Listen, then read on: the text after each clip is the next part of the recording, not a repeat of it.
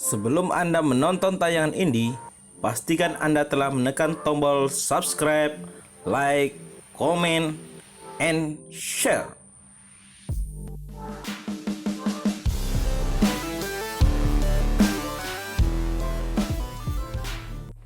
Moba United merekrut bek bernama Luis Irsandi.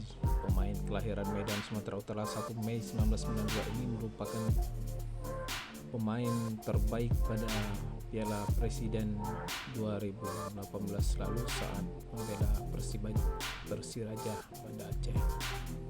Luis Irsandi juga pernah mencetak gol ke gawang Sriwijaya FC. Kini Luis bergabung bersama Moba United.